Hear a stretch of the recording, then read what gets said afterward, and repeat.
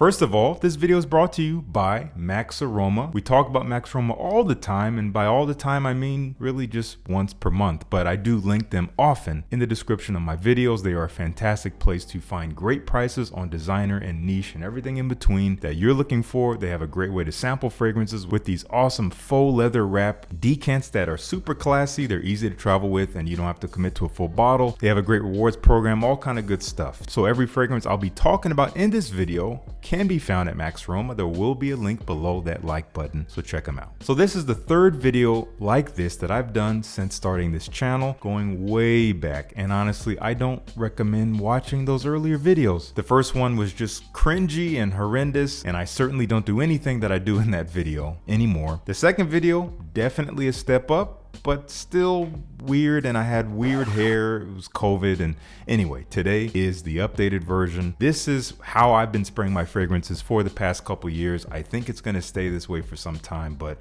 who knows, maybe I'll be looking back on this video in a couple more years and just cringing like I'm cringing now at the past. Anyway, I'm going to try to keep this new 2024 edition of How to Spray Your Fragrance as streamlined as possible, especially in comparison to the previous versions. In the past, I've based much of my philosophy on consideration of fragrance concentration, which should play a role in your choices and how you spray your fragrances, but it's actually not necessarily the primary determining factor in a fragrance's presence and potency. So to summarize that component, the best thing I can advise for you is to experiment with your new or unfamiliar fragrances in privacy, just so you know what you're getting yourself into. Maybe start with 2 sprays on the neck. I'll show you how I do that in a little bit. And if you feel like you need or want more presence, then you can simply carefully add more sprays. Also, don't just sniff your fragrances up close on your skin while you're testing, unless you plan on having your face buried in your arm or wrist. While you're at work, it's just not realistic. Gauge how you feel about its presence in the air around you. So, as you can surmise, this video is simply intended to show you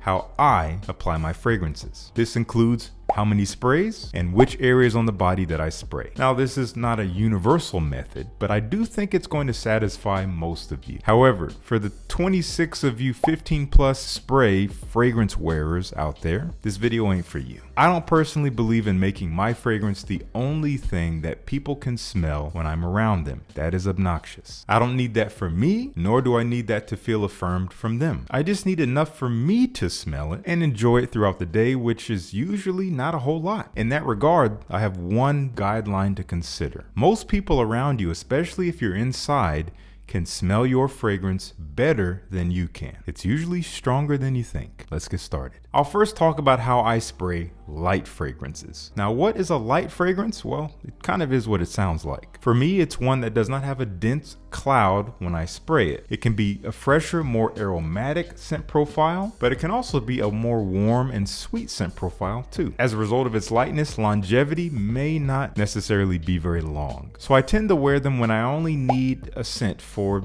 let's say, 2 to 5 hours. Then I can apply something heavier later on after it's evaporated. For example, I might spray fragrances like Dior Homme Cologne, this very light, musky, citrusy, fresh, people say lemonade type of fragrance. I get that vibe, but it's just uplifting, summery, sunny. Or Carner Barcelona RIMA 11. This is a fresh, cooling, spicy fragrance with a little bit of sweet warmth, kind of romantic smelling, but in a lighter way. I'm gonna spray these between 7 and 12 times, depending on the weather, if I'll be outside, and how large the room will be if I'll be indoors. I'll typically spray 2 times behind each ear. I'm talking about the area of the neck, not quite the back, but more of like the side back, again, behind the ears here. I'm gonna put 2 sprays directly on the back of the neck. If you're counting, that's 6 so far. And I might put 1 right under the shirt, what I call a personal spray, and that's just for me. That's 7 sprays. For more sprays, I might triple up on these neck areas. So 1, 2, 3, 4, 5, 6, 7, 8, 9. I might even apply a couple to the shoulders of my shirt. And that's going to bring us from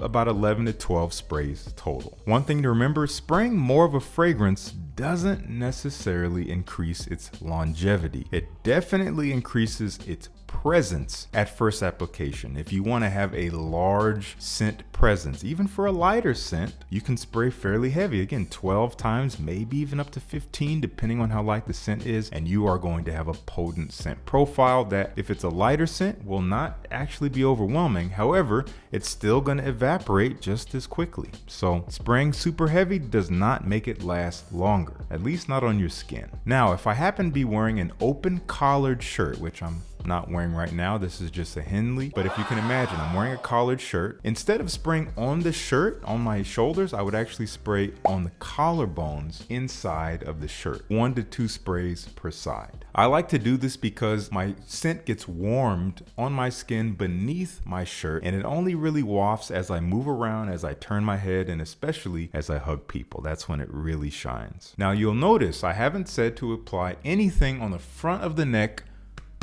or on the chest. This is to avoid olfactory fatigue, also called nose blindness, which I believe is the leading reason for many people claiming that a certain fragrance does not last. There's a possibility that if you are spraying the front of your body, that you're overloading your nose because the scent is rising directly up into your nostrils all day long, or for however long it's on your skin and or shirt. Therefore, your nose is going to shut that off. You're going to go nose blind, meaning you can't smell it anymore, meaning you believe it's gone. By avoiding the front of your body, you catch what I might call lateral wafts. That's really corny, but we're gonna go with it. Wafts that are mainly coming from the sides and the back, and you mainly catch them as you turn, or if there's a breeze and maybe it catches your scent. You will not go nose blind wearing your fragrances this way. I've had many people write me after trying this and say, Justin, either my scents are lasting longer or I'm just detecting them for longer. Avoiding the front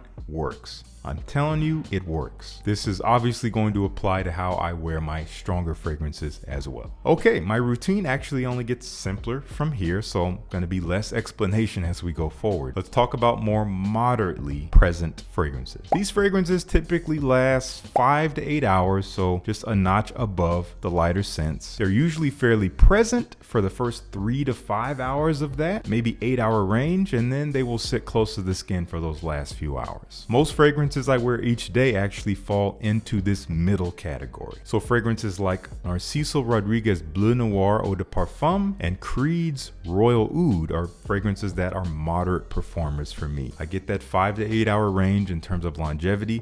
I get quite a presence for those first several hours. It is noticeable, it is unmistakable, but it will sit close to the skin in its last few hours. Bleu Noir Eau de Parfum is a fresh, slightly blue smelling, maybe because of the bottle, musky, woody fragrance. A little bit of sweetness, almost a little bit of a bright, citrusy, like juicy quality, very, very slight, tucked away inside of that soft, warm, enveloping, musky quality. Very musky. You gotta like musk. Creed Royal Oud is a very dry, spicy, woody fragrance. People say it smells like Christmas. I know what they mean, but lots of woods here and really no oud, so don't be afraid of that. It's primarily cedar wood.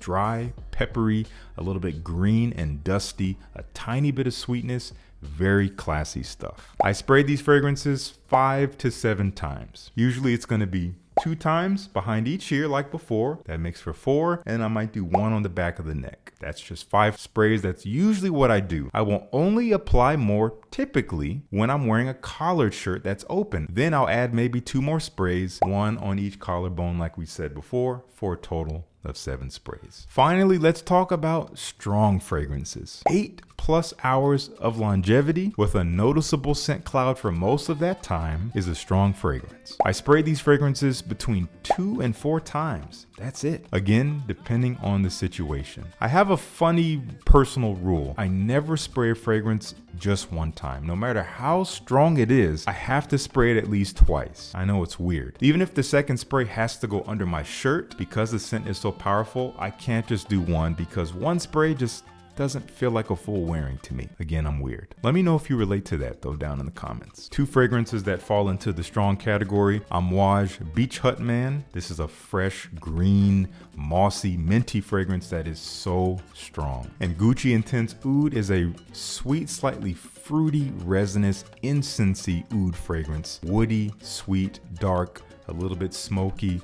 very luxurious. I never spray these fragrances more than 4 times because, yuck, I'm just not trying to be that guy.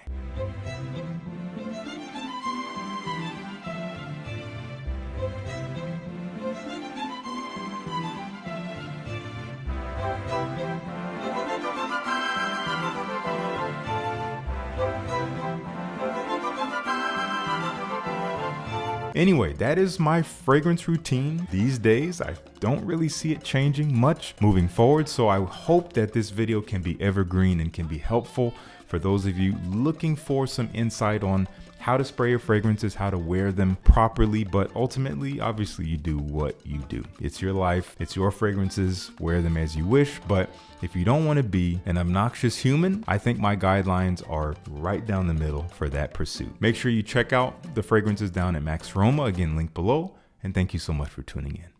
Peace. I'll see you in the next one.